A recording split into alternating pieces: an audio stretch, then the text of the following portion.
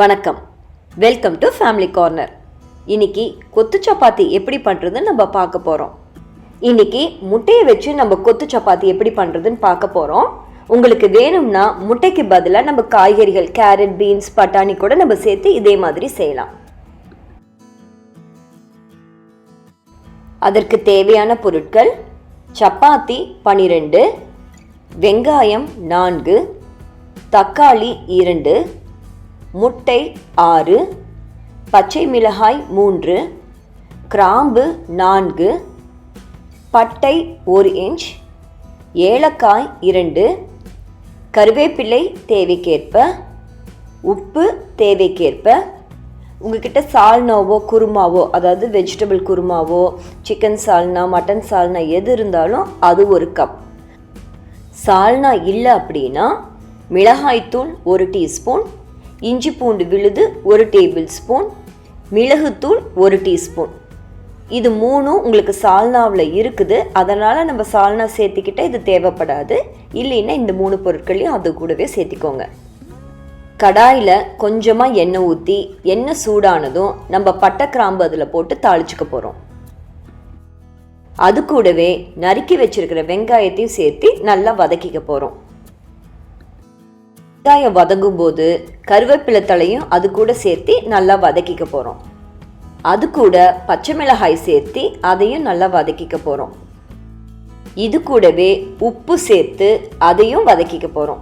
வெங்காயம் நல்லா வதங்கினதும் நறுக்கி வச்சிருக்க தக்காளி அதோடு சேர்த்து அதையும் நல்லா வதக்கிக்க போகிறோம். நல்லா வதங்கின தக்காளியில் நம்ம ஏற்கனவே செஞ்சு வச்சுருந்த சால்னா இருந்துச்சுன்னா நீங்கள் அதை கலந்துக்கோங்க. அப்படி அது இல்லை அப்படின்னா மிளகாய்த்தூள், இஞ்சி பூண்டு விழுது, மிளகுத்தூள் 3ஐயும் சேர்த்து நல்லா வதக்கிக்கோங்க. முட்டை வதக்கிறதுக்காக நடுவில் கொஞ்சமாக எண்ணெய் சேர்த்திக்கோங்க. எண்ணெய் மேலே நம்ம ஒவ்வொரு முட்டையாக உடைச்சி ஊற்ற போகிறோம்.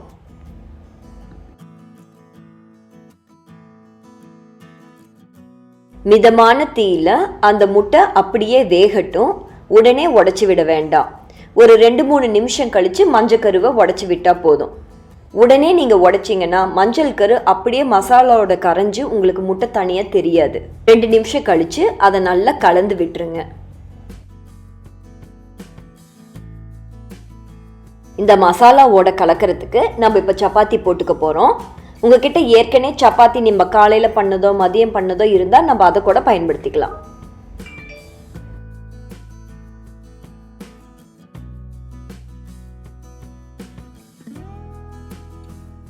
நம்ம சுட்டு வச்சிருக்க சப்பாத்தியை சின்ன சின்னதாக துண்டுகளாக நறுக்கி வச்சுக்க போகிறோம்.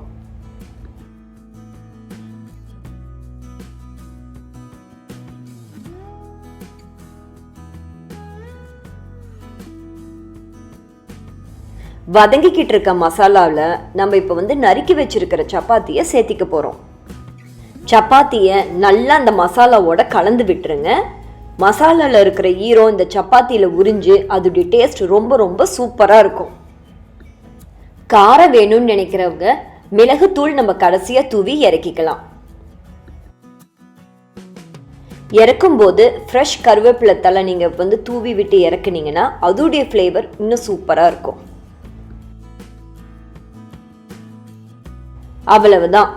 மிக மிக சுவையான, சுலபமான, சத்தான கொத்து சப்பாத்தி தயாராயிருச்சு. நீங்களும் ட்ரை பண்ணி பாருங்க. உங்களுக்கு பிடிச்சிருந்ததுன்னா ஃபேமிலி கார்னருக்கு சப்ஸ்கிரைப் பண்ணுங்க. நன்றி.